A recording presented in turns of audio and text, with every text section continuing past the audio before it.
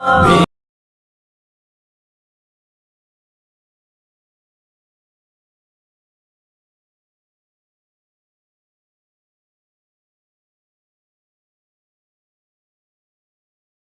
کو کہیں یہ جو گپ شپ ہے نا، یہ ہم نے جو ریسرچ پیپر لکھ دیا نا، یہ والا 5A رافضیت، ناصبیت اور یزیدیت کا تحقیقی جائزہ، اس میں ہم نے آخر میں لکھا ہے یزید کے 3 سیاہ کارنامے، وہ آپ پڑھ لیں۔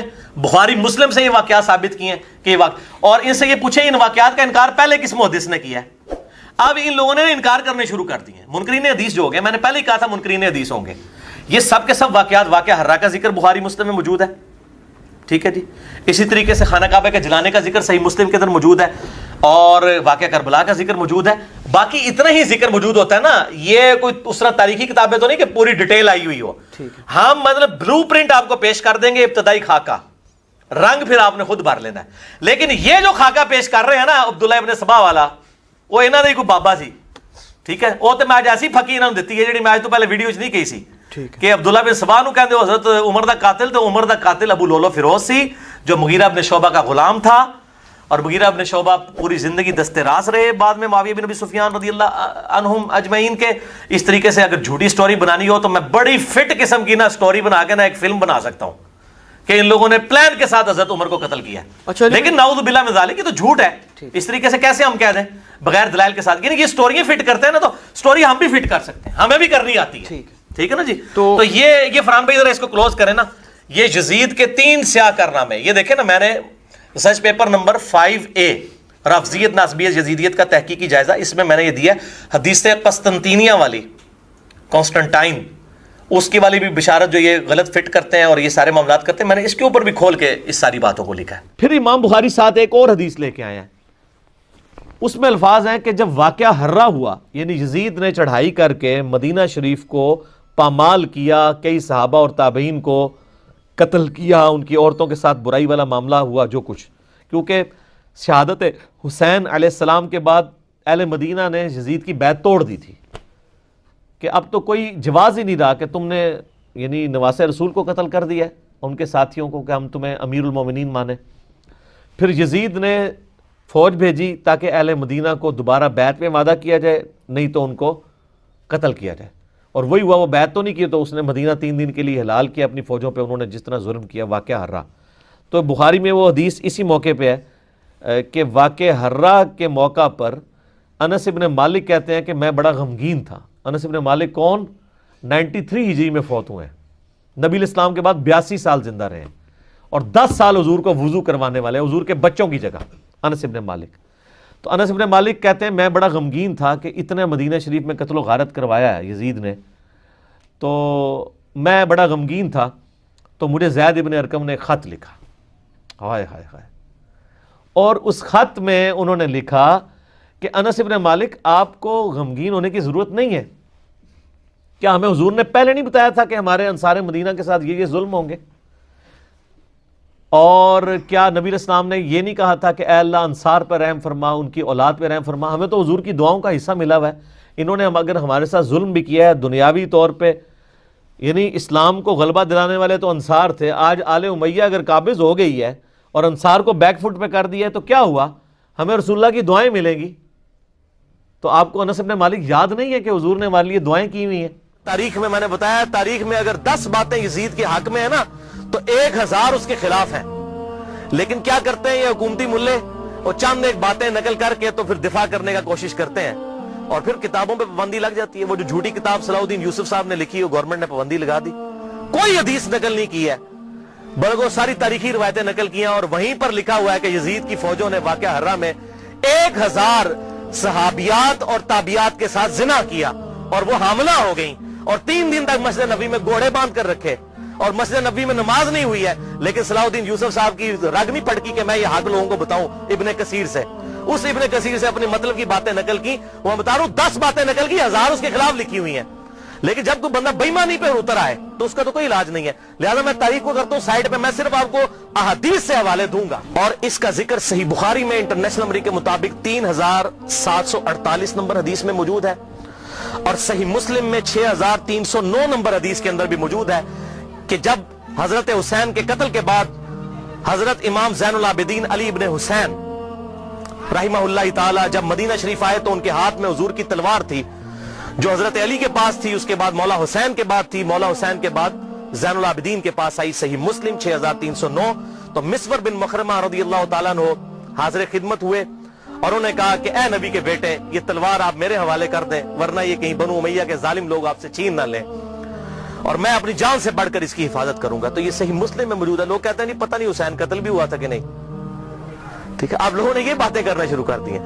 تو بھئی جھوٹ کے تو کوئی پاؤں نہیں ہوتے ہیں کہ جب حضرت حسین کو شہید کیا گیا تو ظاہر ہے امت میں کوہرام مچ گیا.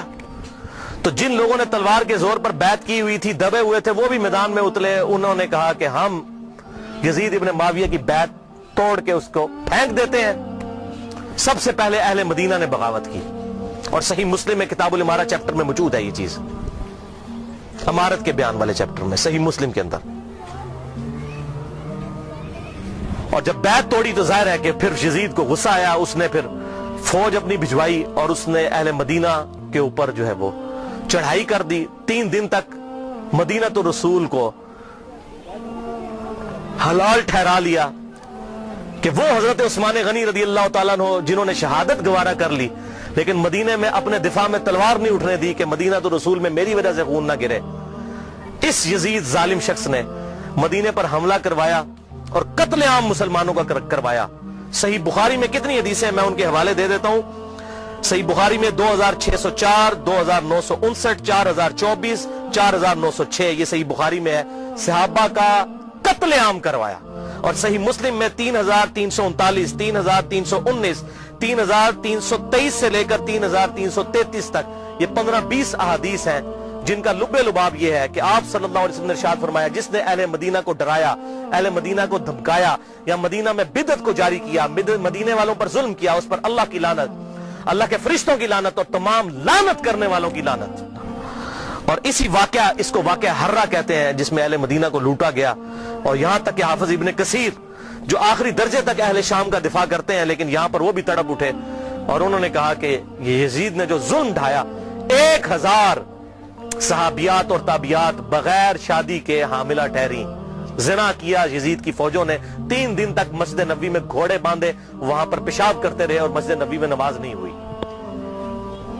اسی واقعہ حرہ پر امام احمد بن حنبل رحمۃ اللہ علیہ کا قول صحیح سند کے ساتھ اسی ابن جوزی کی کتاب میں موجود ہے, صفحہ نمبر 40 پہ, جو عربی میں نسخہ ہے, اردو میں آپ کو مل جائے گا. یہ امام احمد بن حنبل سے ان کے شاگرد نے پوچھا یزید ابن معاویہ کے بارے میں کہ کیا یزید ابن معاویہ کے بارے میں آپ کا کیا خیال ہے. یہ اب میں آپ کو بتانے لگا ہوں کہ اہل حدیث کا کیا موقف تھا. سب سے بڑے اہل حدیث اہل سنت امام احمد بن حنبل المتوفا 241 ہجری, جو اہل سنت کے بڑے ائمہ ہیں, بخاری اور مسلم کے استاد ہیں. اور وہ کیا کہہ رہے ہیں, آپ حدیث میں کس کو لیتے ہیں کہ جی کس راوی پر بحث کرنی ہے, آپ کہتے ہیں یہ فلاں محدث اس کو ضعیف کہتا ہے. اب یہ سب سے بڑا امام اہل سنت کا کیا کہہ رہا ہے, وہ کہتے ہیں کہ یزید وہی ہے جس نے مدینے والوں کے ساتھ وہ کرتوت کیے جو اس نے کیے. شاگرد نے پوچھا یزید نے کیا کیا تھا. احمد بن حنبل نے فرمایا اس نے مدینے والوں کو لوٹا تھا. شاگرد نے پوچھا کیا ہم یزید سے حدیث بیان کر سکتے ہیں. احمد بن حنبل نے فرمایا یزید سے حدیث مت بیان کرو, اور کسی کے لیے یہ حلال ہی نہیں ہے کہ وہ یزید سے ایک حدیث بھی بیان کرے. پھر شاگرد نے پوچھا کہ جب یزید نے یہ حرکتیں کی تھیں تو کن لوگوں نے یزید کا ساتھ دیا تھا. تو احمد بن حنبل نے فرمایا اہل شام نے, یہ شامیوں نے یہ غلط کام کیا تھا جو یزید کے ساتھ مل کر اہل بیت کے ساتھ اور اہل مدینہ کے ساتھ ظلم ان پر ڈھایا تھا. 64 ہجری میں اسی دوران حضرت عبداللہ ابن زبیر رضی اللہ تعالیٰ عنہ, یہ وہ صحابی ہیں جن کے بارے میں صحیح بخاری میں آتا ہے, جب مسلمان ہجرت کر کے مدینہ شریف آئے تو یہودیوں نے کہا ہم نے مسلمانوں پر بندش کر دی ہے, ان کے گھر اب اولاد نہیں ہوگی. تو سب سے پہلے بیٹا پیدا ہوا حضرت ابو بکر کا نواسا عبداللہ ابن زبیر, حضرت عائشہ کی جو بہن تھی اسما بنت ابی بکر, ان کا بیٹا عبداللہ ابن زبیر. اور حضور نے اپنے مبارک ہاتھوں سے ان کو گٹی دی تھی کھجور چبا کر, صحیح بخاری میں آتا ہے. یہ وہ ہیں عبداللہ ابن زبیر صحابی. یہ بھی حضرت حسین کی طرح جن چند بڑے لوگوں نے بیعت نہیں کی. کون کون تھے ان میں؟ حضرت حسین ابن علی, علی کا بیٹا, حضرت عباس کا بیٹا عبداللہ ابن عباس, ابو بکر کا بیٹا عبد الرحمن بن ابی بکر, اور زبیر کا بیٹا ابن زبیر عبداللہ ابن زبیر. تو یہ نمائندہ شخصیات ہی سامنے آتی ہیں نا مجھے اس حوالے سے. تو عبداللہ ابن زبیر نے بھی بغاوت کی, انہوں نے حجاز, مکہ, مدینہ اور پورے ایریے پر انہوں نے اپنی خلافت قائم کر لی, اور یزید صرف شام تک رہ گیا. تو پھر یزید نے عبداللہ ابن زبیر رضی اللہ تعالیٰ عنہ کو قتل کرنے کے لیے اور ان کی حکومت کو ختم کرنے کے لیے جو خلافت تھی, اپنے گورنروں کو بھیجا, سپہ سالاروں کو بھیجا. 64 ہجری کا یہ واقعہ ہے, اور یہ صحیح مسلم میں انٹرنیشنل نمبر کے مطابق 3245, صحیح مسلم 3245 نمبر حدیث ہے کہ ابن زبیر پر جب حملہ کیا اس دوران خانہ کعبہ کو منجنیق سے پتھراؤ کیا گیا, غلاف کعبہ بھی جل گیا. 3245 صحیح مسلم. یہ کرتوت ہے. کہتے ہیں جی وہ تو یہ تھے جنتی تھے, وہ بھی میں پول کھولنا کہڑے پاس جنتی سی ہو. صحیح مسلم 3245 خانہ کعبہ کو جلا دیا. لیکن پھر اس دوران پہلے واقعہ کربلا, اس کے بعد واقعہ حرہ ہوا, اور پھر ابن زبیر پہ جب حملہ کیا اسی دوران یزید مر گیا 64 ہجری کے اندر. جب مرا تو پھر ابن زبیر نے اسی جنگ کے دوران وہ مر گیا. ابن زبیر نے کہا کہ جاؤ اپنے شیطان کی خبر لو, وہ مر گیا.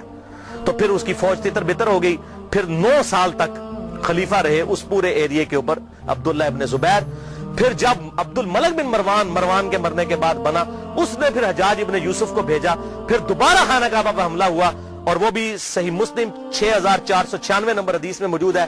پھر ابن زبیر کو حجاج ابن یوسف نے, جو اسی بنو امیہ کی باقیات تھی, اس نے قتل کر کے خانہ کعبے کے دروازے پہ ان کی لاش, صحابی رسول کی لاش لٹکائی 1 ہفتے تک کے لیے.